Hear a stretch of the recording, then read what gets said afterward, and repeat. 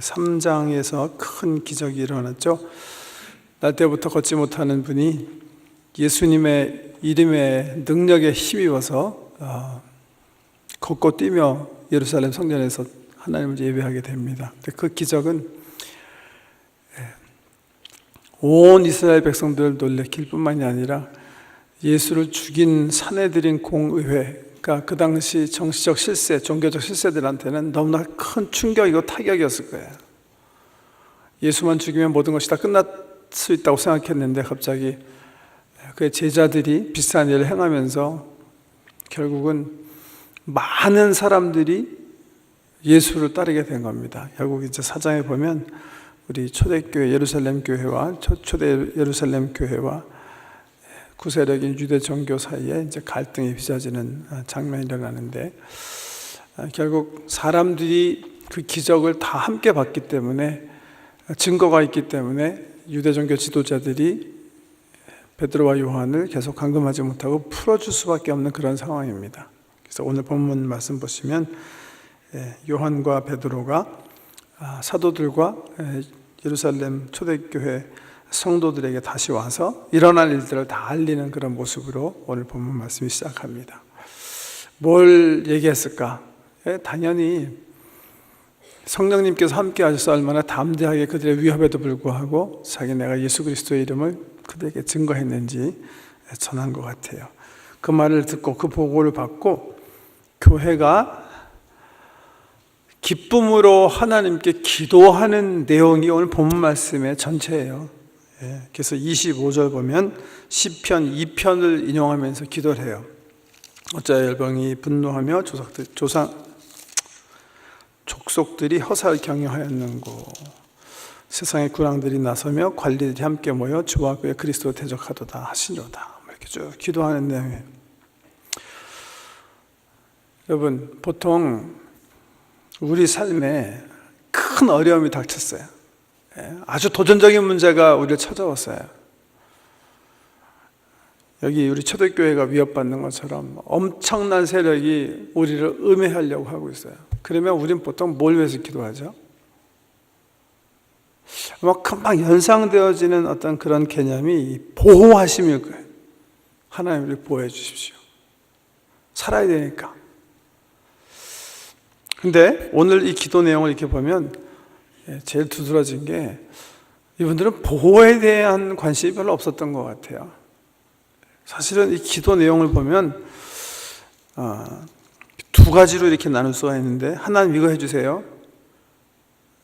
그리고 이제 하나님은 이렇게 이런 역사를 이루어 주십시오. 저희들은 이렇게 하게 하십시오. 뭐 그런 기도인데, 첫 부분은 보면 이제 하나님의 그 sovereignty, 하나님의 어떤 주권적이고 창조의 능력을 이제 리마인드하면서 하나님에 대한 어떤 그 찬양으로 기도를 한다면, 실질적인 기도는 29절에 있어요. 이렇게 기도해서 주여 이제도 그들의 위협함을 굽어보시옵고 또 종들로 하여금 담대히 하나님의 말씀을 전하게 하여 주시오며 손을 내밀어 병을 낫게 하시옵고 표적과 기사가 거룩한 종 예수의 이름으로 이루어지게 하옵소서. 이렇게 이 초대교회가 막 큰 어려움이 닥쳐오고 핍박이 닥쳐왔을 때 뭘 기도했나를 한번 생각해 보시고, 우리가 같은 환경에 있을 때 뭘 위해서 기도하나 좀 비교해 볼 필요가 있다니까요.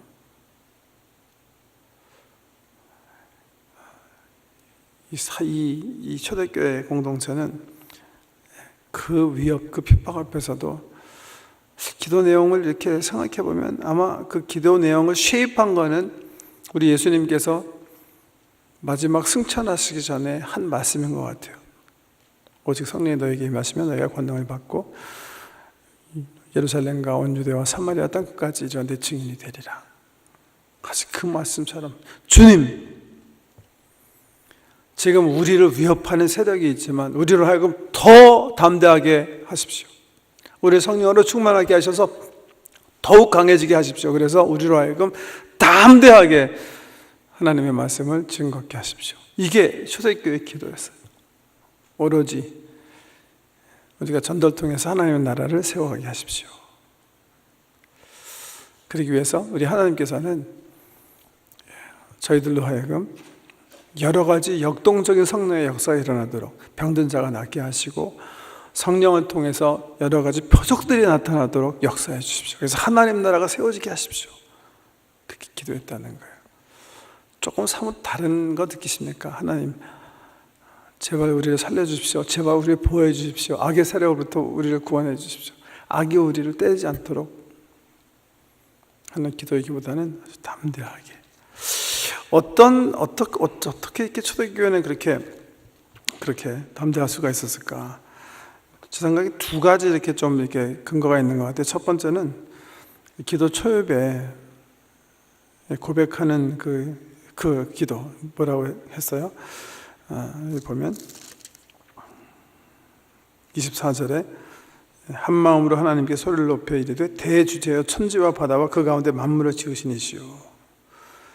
가지고 있는 기본적인 하나님 섭리에 대한 확실한 신앙이에요.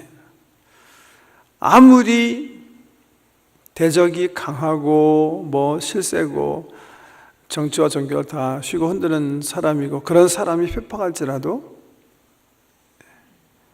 우리 하나님의 사람들은 하나님이 함께 하시는 거예요. 천지를 말씀으로 창조하신 하나님이 함께 하심으로 끄떡할 것도 없다는 거죠. 사실은 우리 예수님께서 말씀하신 것처럼 참새, 나는 하늘을 나는 참새 한 마리라도 하나님 허락 없이는 사살되지 않아요.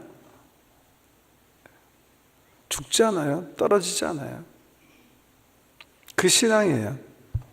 아무리 군왕들이 나서고 헤롯이 나서고 빌라도가 나서고 대제사장이 자기네들을 음해하려고 할지라도 하나님께서 우리와 함께 하시기 때문에 우리는 하나님의 역사 속에서 흘러갈 뿐이라는 거예요. 그러니까 걱정할 필요 없다는 거죠. 그 믿음이에요. 저는 그 믿음을 얻기 위해서 우리 성도들이 성령 충만 받아야 된다고 생각해요. 성령이 충만케 하신 은혜를 경험을 하게 되면 확실해지는 게 몇 개가 있거든요. 하나는 하나님에 대한 확신, 하나님의 역사에 대한 확신이에요. 세상이 두렵지가 않은 거예요.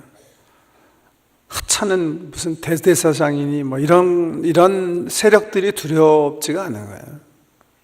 세상은 요만하게 보이기 때문에 그러는 거예요.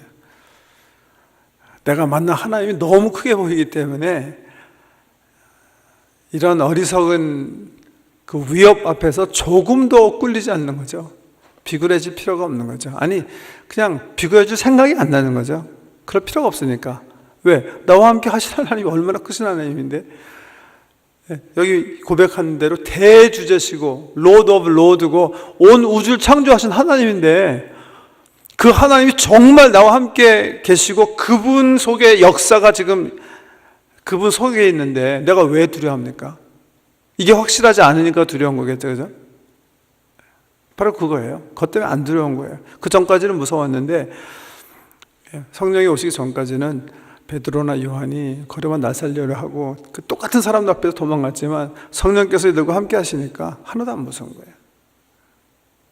하나님이 크신 하나님이 보이는 거예요. 세상은 요만하게 보고 하나님 성령 충만하지 않은 상태가 바로 그 반대예요. 뒤집으면 똑같은 거예요. 세상은 이만하게 보이는데 하나님이 요만하게 보여요. 그런 거고요. 두 번째는 이분들이 이렇게 뭐 담대한 거 전도만 구했을까? 성령 충만의 두 번째 결과라고 생각하는데 끝이 보이는 거예요. 끝이요. 비전이라고 그러죠. 성령이 임하면 나이 드신 분들은 꿈을 꾸고 젊은이들은 이상을 보고 아이들은 뭐죠? 비전을 갖는다 했는데 사실은 다 같은 말이에요. 비전이나 꿈이나 이상이나 다 똑같은 말인데 뭐가 보인다는 거예요? 안 보이는 게 보여요. 그 안 보이는 게 뭐예요? 하나님 나라예요. 하나님의 끝이 지금 역사가 어떻게 전개될 것인가? 죽더라도 상관없다는 거죠. 왜?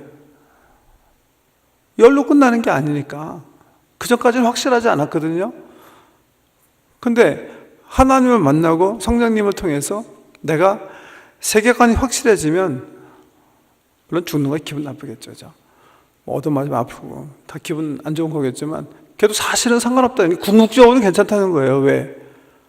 이게 다가 아니니까. 이건 정말 짧은 그냥 한숨과 같은 짧은 정점 같은 그 삶이니까 이것 뒤에는 엄청난 하나님의 약속하신 영원한 삶이 기다리고 있다는 게 확실해지니까 어렴풋한 게 아니라 확실해지기 때문에 담대함이 그냥 생기는 거예요. 담대함이. 그래서 하나님을 정말 이렇게 막 내 영혼이 하나님을 알게 되는 축복입니다.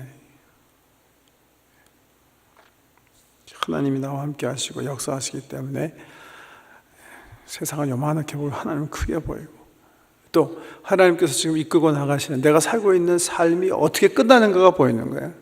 아주 확실하게 보이는 거예요.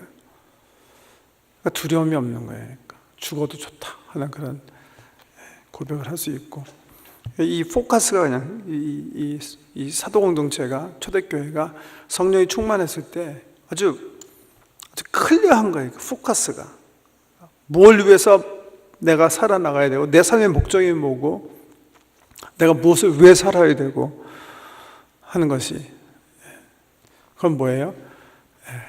이 땅에서 나는 하나님 나라 세우는 게 내 삶의 목적이다. 그러다 죽으면 해피.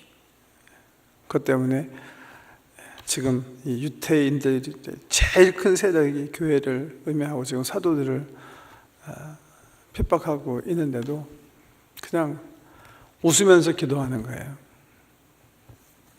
하나님, 우리로 하여금 더욱 세상을 향해서 담대하게 하십시오. 그래서 하나님 예수 그리스도의 나라를 전파하게 하고 세워나갈 수 있도록 하십시오. 그리고 성령님께서 계속 그 일을 표적과 기사로 도와주십시오. 그런 성령 충만이 우리 모두에게 있길 주의 이름으로 축복합니다.